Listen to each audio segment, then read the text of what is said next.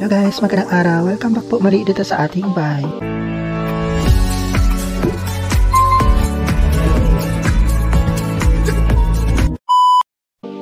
Ang susunod na property na ating pupuntahan ay located sa may Springfield Subdivision dito sa may Molino 3, Bacoor, Cavite. Nandito tayo ngayon sa may Molino Road. Dito tayo dadaan papunta doon sa subdivision. Bali, mula dito sa Molino Road, tatawid tayo ng Molino Boulevard, tapos along Molino Boulevard naman yung papasok doon sa subdivision. Sundan na lang ang ating biyahe. Maraming salamat po sa mga patuloy na nakakasubaybay sa ating mga videos. Kung bago pa lang kayo sa aming channel at nagustuhan niyo ang ating content, click nyo lang po ang subscribe button at ang notification bell para updated kayo kapag meron tayong bagong upload. Disclaimer lang, hindi po kami agent or connected sa anumang kumpanya or agency related sa pag-ibig or trust properties. Kagaya na lang din kami na nagbibid para makakuha ng sariling bahay. Maganda itong location ng property. Yung tagusan ng kalsada niya is papuntang Molino Boulevard at saka yung kabila naman ay papuntang Buhay na Tubig Street. Ayan, parang gitna siya. Pero ang ganda nitong location ng subdivision.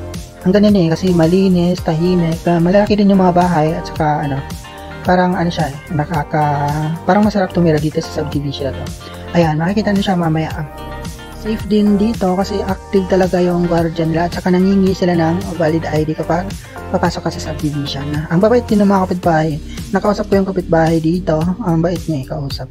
Pero yung nakalimutan ko lang talagang itanong yung tubig na supply nila. Pero tingin ko wala namang issue sa tubig dito sa subdivision na to. Maganda siya eh. Medyo nagmamadali din kasi ako kaya ayun, nakalimutan.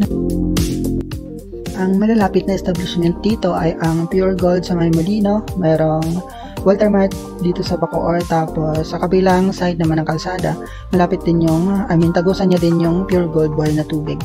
Kung gusto niyo makabisado itong lugar, check na lang din po sa map. Hindi ko pa naman siya kabisado kasi first time ko lang din na dumaan dito sa subdivision. Lumagpas na tayo ng Jollibee Molino, papasok tayo dito sa may Molino Boulevard. Ito naman malapad yung kalsada dito kaya hindi siya prone sa traffic. Maganda din pala yung location ng bahay, malapit lang siya sa pinaka main gate, pwede lang siyang lakarin. Kung familiar din naman kayo dito sa location, pwede na pong i-forward ang ating video direct na doon sa property.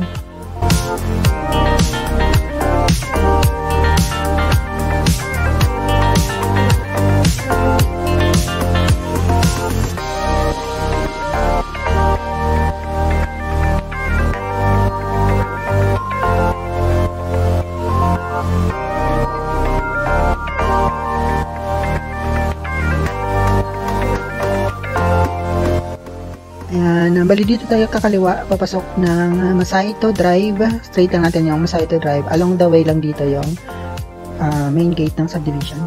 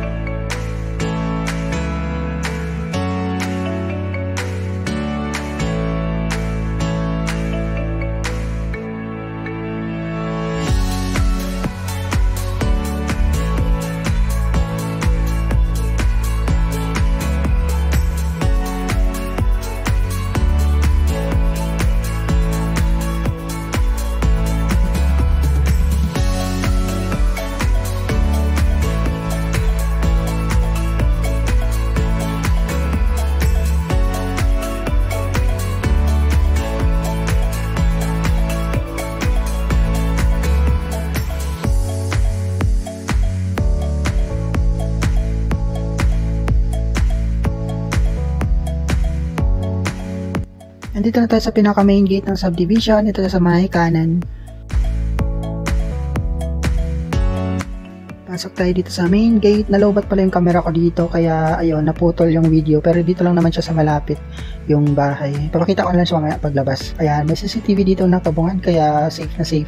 Sabi ni Kuya, bawal daw pumasok. Antayin ko daw muna yung guard. Ayan, antay ko muna siya at nag-iwan ako ng valid ID. Dito lang yung location ng bahay sa unang kanto pakaliwa. Sobrang lapit niya lang. Naputol yung camera ko kaya diretso na tayo dito sa property.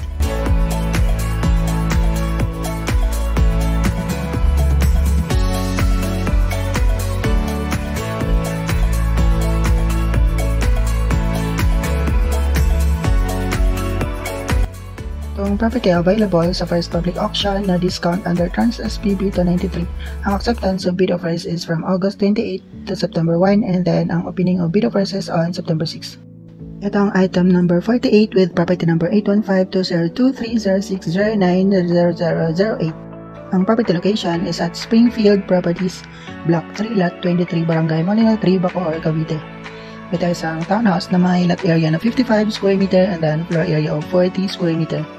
Ang minimum bid price sa pag-ibig is 1,156,800 and then ang gross monthly income na required based sa minimum bid price is 20,619.79 at ito ay isang unoccupied property. Medyo luma na nga itong bahay at sabi daw ng kapitbahay dito, matagal na din daw talagang walang nakatira dito sa bahay. 14 years ba yung sabi niya? Nakalimutan ko pero mga ganun. Nasa mga ganun nga. Parang wala namang improvement itong bahay, hindi naman daw ito tinirahan ng dating may-ari, kaya safe siya. Marami na din daw tumingin dito sa bahay, sabi niya pang 7 daw ako na tumingin.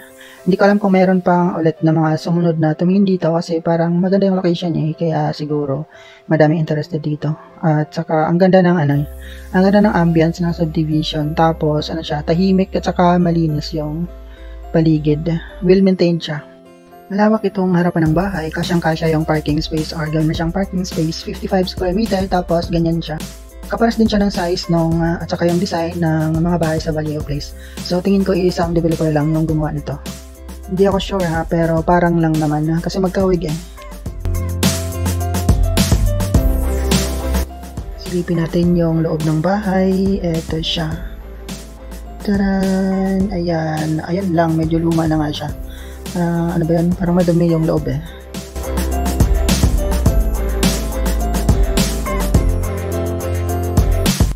Ayan yung itsura niya. Meron siyang pintura pero mukhang wala namang mga gamit at mukhang hindi naman talaga siya natirahan. Yung hagdan niya is semento or buhos. Bukas din yung pinto ng CR. Ayan lang. Mukhang maganda pa to.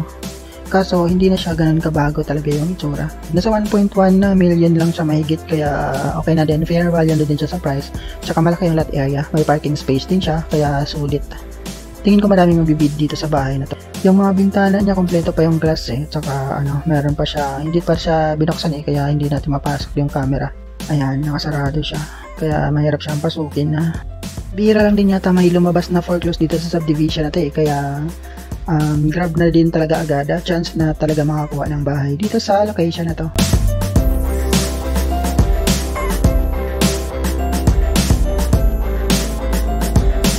Ayan yung harapan niya, ang lapad eh, for parking space. Tapos yan yung mga kapitbahay, nagtatanong din sila na sila, tinignan nila ako kasi tumitingin ako dito sa bahay. Oh, diba? Ang ganda pa. Pati yung taas niya, okay pa eh, hindi pa siya ganun ka-damage. Hindi ko lang alam kung may tagas itong bubong niya. Mukhang okay din naman yata yung bubong niya.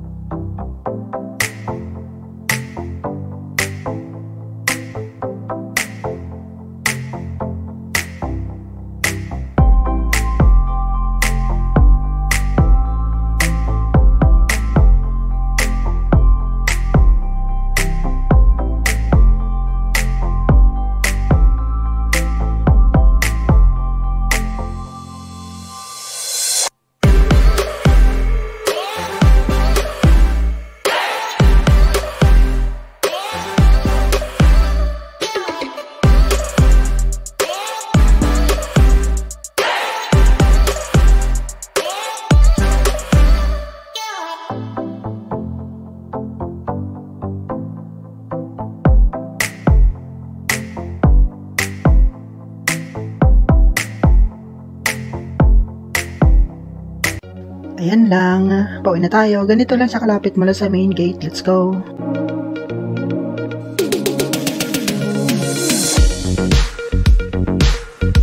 Ayan, pagdating dito, main gate na siya. O, di ba? Napakalapit lang. Literal na walking distance lang talaga siya mula dito sa main gate.